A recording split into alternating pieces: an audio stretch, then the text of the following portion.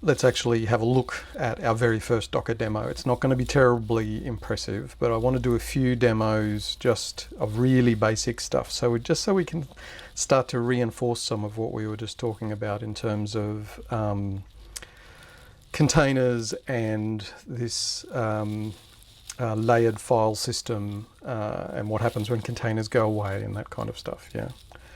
So let's try and run an instance of a Docker Linux container. Yeah, I'm doing, as you can see, I'm doing this on a Mac. Makes no difference. From Docker's point of view, you can run it on Windows, you can run it on Mac, and everything that I do here will work on a Windows box. There's actually an argument to be had that Windows might be a more flexible host to be doing your Docker stuff on.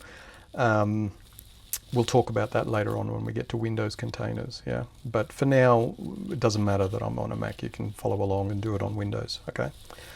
So let's try and run a basic Linux container, yeah. So let's have a look at the command. Oh, I should have said, I've got Docker installed, yeah. So I'm assuming you've installed Docker, yeah. I don't know what version of Docker I've got. There we go, 19.03, but a fairly recent version of Docker, yeah.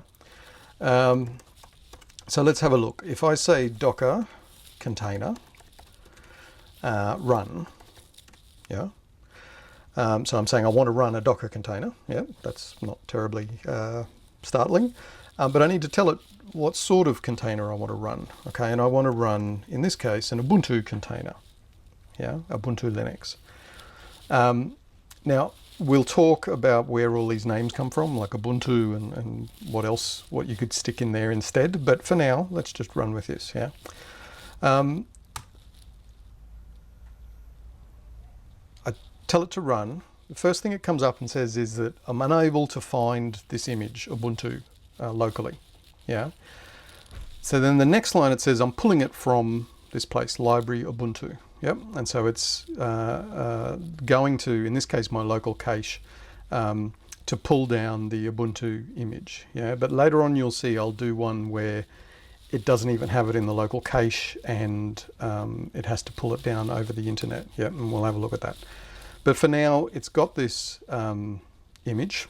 Yeah, Ubuntu, in this case, Ubuntu latest. Yeah, so it's got this, and then it kind of looks like nothing happened, yeah? If I open another tab here and say Docker container list, we'll see there's no containers in our list, yeah? There's no containers running. So kind of, it's a bit weird. It's what happened. Well, what actually happened is it started up our container, but because we hadn't told it what to do, yeah, there's a couple of different ways you can kind of tell it what to run when you start a container, yeah. We'll talk about a couple of different ways, but the basic way is on the command line you can tell it run this container and execute this thing in it, yeah. But I didn't tell it that. I just said start the container, so it started it up, found that I hadn't told it what to run, and so then it just shut down as well. Yeah, so it came and went quite quickly. So instead, if I want to tell it to actually do something, yeah, I need to give it some parameters. Yeah, -IT is basically telling it that I want to an interactive terminal. Yeah. So I want to run this container, open up an interactive session with it, and in this case what I want it to run is the bash shell. Okay, so now when I run this, it shouldn't have to download the image, yeah, because it's already got it, but it hopefully won't immediately stop. Yeah, so you can tell this Malcolm at business here is my MacBook. Yeah. But when I run this, we can see that the prefix on my terminal here changes to root at 289 blah blah blah. Yeah, I'm in a Ubuntu Linux prompt here. Yeah, we can tell that in a couple of different ways. If I come back over to this other tab and I get it to list my containers again, we can now see that there is one running. There's one with this container ID of 289 blah blah blah 10b, yeah, which if you notice is that same ID that I've got in my shell prompt, yeah. So that's listed. It's based on the Ubuntu image. Great. The command it's running is the bin bash command. Awesome. This was created 19 seconds ago at the time that I ran this, and it's been up at that point for 19 seconds. It's not using any ports. We'll look at ports later on. And because I didn't name my container, it automatically gave it a name called Eloquent Lamar. Some of the names that Docker gives to the containers are pretty awesome. I don't think I could have thought of a better name than Eloquent Lamar, so I tend to go with the default ones. Okay, so Eloquent Lamar. So we can see that that's running, but here we've actually got an interactive shell with it. So if I do a present working directory, we can see we're in the root folder of this Ubuntu. Well, all we can see is that we're in the root folder of this Unix-based system. But we can actually have a look and see what it is if I do a cat etc. Let's actually have a look at what we're running. We can see that this Linux that we're attached to is it's based on Ubuntu version 18.04. We can see various details about it. It's Debian based. We can see all that sort of stuff. Yeah. So we've actually in here got we're logged into a Linux a shell inside this Linux system that's running in this container. Yeah. And if I exit out of here quickly, okay, we're back to the Mac OS prompt, and we go and have another list of our containers that are running. We can see that there's now no containers running. Yeah. So when I was talking earlier about one of the strengths of Docker containers over virtual machines is how quickly they start up and how quickly they go away. You can see that here. Yeah, once the image is downloaded, if I rerun that same command, it's less than a second before we're in with access to our Linux container. That's gone from Linux container not running to spun up, going, and available, and with a shell available for me. Yeah, you won't. I don't care what machine you're on. You won't get a VM going from cold to available that fast. Yeah, so that's one of the upsides. But as we talked about, there's upsides of VMs as well. But that's definitely an example of how fast it is to spin up these containers. Yeah. But let's do a little bit more in here. We're in this Linux container. Let's just go to my home directory in here. So we're in the root directory. If we have a look, there's no subdirectories. So let's create one. I'll create one called test. So we should be able to see that now. Awesome. And if I cd into test, let me create a file. Yeah. I'll do echo hello test into my test. No, I'm using test a lot. What else would I call it? Of course, I'd call it foo.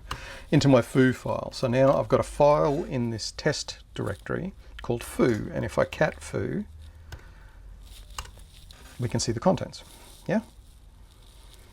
Awesome. So we've got a Linux box, we've created a file, created a directory, created a file. Yeah.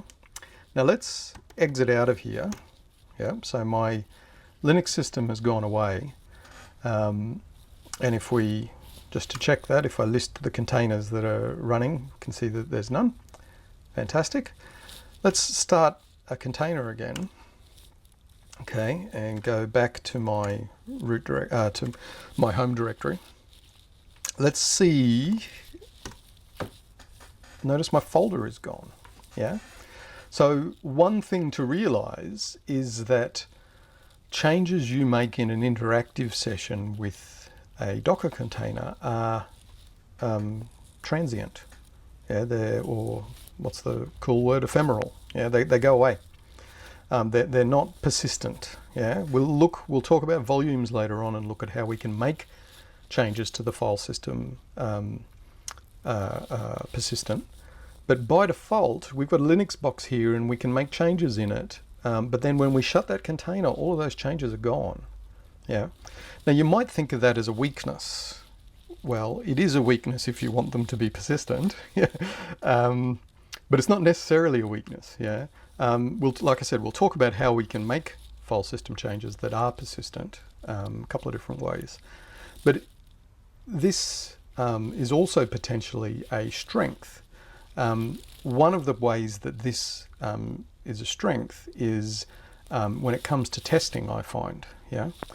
The knowledge that my container, when it starts, is always in exactly the same state.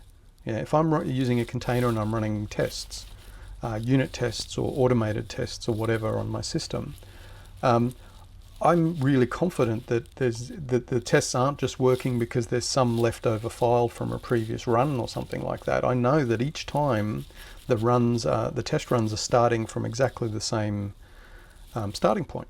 Yeah. So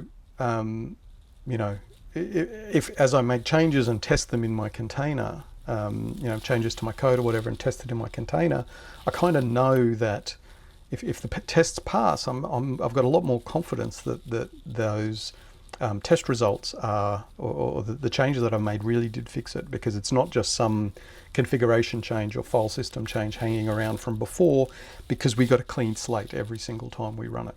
Yeah. Okay, let me exit out of here. You'll notice that before, when we were in there, we got Ubuntu 18.04. Yeah.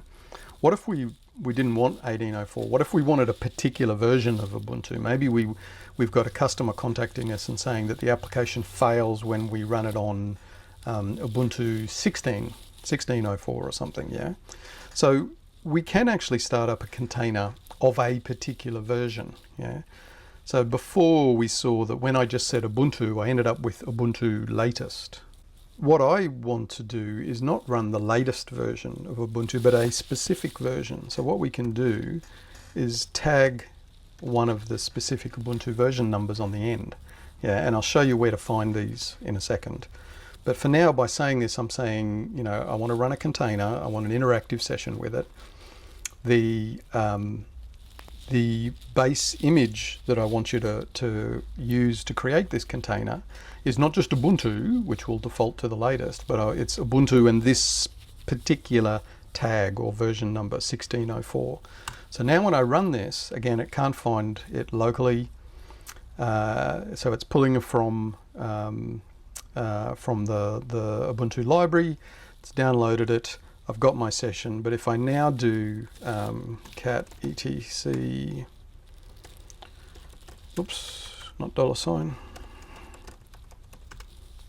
okay, we can see that whereas before we were running Ubuntu 18.04, now we've got Ubuntu 16.04, yeah?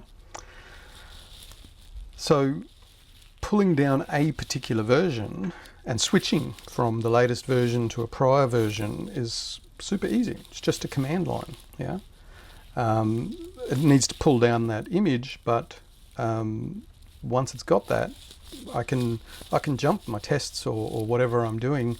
I can jump between these different versions. I don't have to have a particular VM maintained where this is my Ubuntu 16 and this is my Ubuntu 18 and this is my some other flavor of Linux.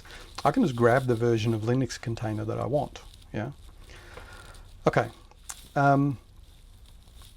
So one more thing, actually, before we leave this demo. Over here, I was showing the list of running containers. Yeah. But as we saw, as we start up these containers, if locally we don't have the image that we're specifying, it will download it. Yeah. So it can be handy to see what images you've got downloaded locally. So if we say Docker image list instead of Docker container list, container is kind of your, excuse me, container, think of a container as a running instance. Whereas an image is kind of the class, if you like. It's like classes and objects. It's what the image is, the what it's based off. The container is the runtime instance. Yeah. So if I do docker image list, we can see here in my local cache, we've got two images, Ubuntu 16.04 and Ubuntu latest. Yeah. And so now I can create instances of those, and because it's got them in the local cache, it doesn't have to do any downloading. Okay.